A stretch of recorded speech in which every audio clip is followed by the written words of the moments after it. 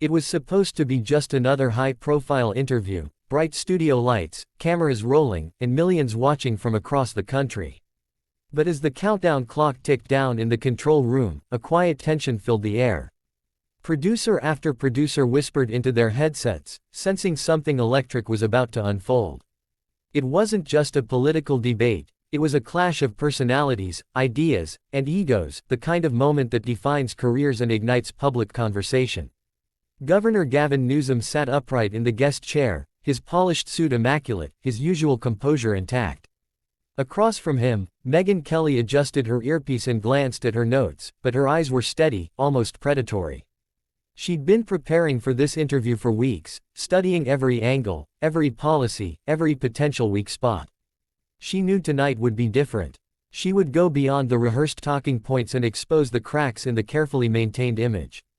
The red, on air, sign lit up. The opening moments were calm, polite greetings, smiles for the camera, but the tension under the surface was undeniable. Megyn began with her trademark directness, challenging the governor on his recent policies. Gavin tried to counter with charm and statistics, but her follow-up questions cut deeper. It wasn't just about numbers.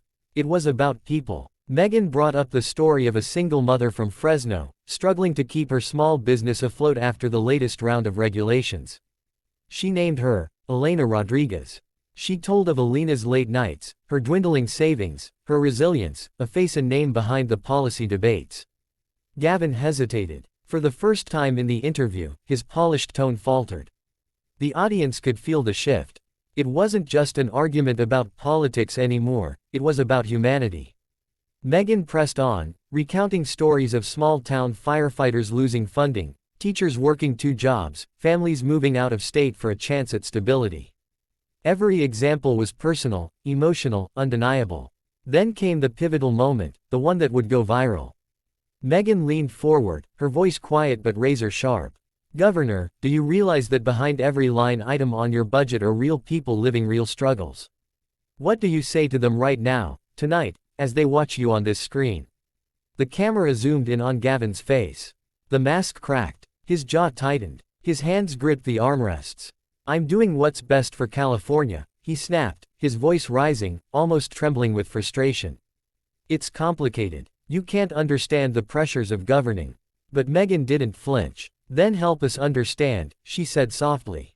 "Help them understand. Because right now, it looks like you've forgotten them." There was a long, tense silence. Viewers at home leaned closer to their screens.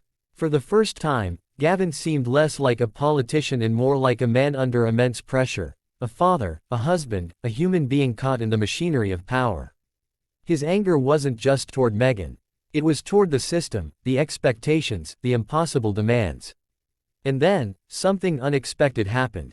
His tone shifted. He stopped defending. He started explaining. He spoke about the sleepless nights, the impossible budget trade-offs, the human cost of every decision.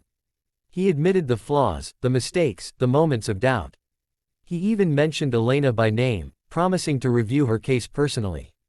In that moment, the eruption that headlines would later sensationalize wasn't just rage, it was a release. A man cracking under pressure, then rediscovering his humanity live on national television. By the end of the interview, something rare happened. Both sides earned respect. Megyn Kelly had done what great journalists do, hold power accountable with empathy and persistence. Gavin Newsom, instead of retreating into slogans, allowed himself to be vulnerable, to be real. The aftermath was immediate. Clips of the exchange went viral within hours. Headlines screamed about the explosion, but many viewers saw something deeper. Social media flooded with comments not just criticizing but also praising the raw honesty. Elena herself posted a video thanking Megyn for sharing her story, and thanking Gavin for listening. Weeks later, new policies rolled out with more direct relief to small businesses, and Elena received a personal call from the governor's office. It wasn't a magic fix, but it was a start. In the end, the clash became a catalyst. It showed that confrontation, when rooted in truth and empathy, can break through the noise of politics.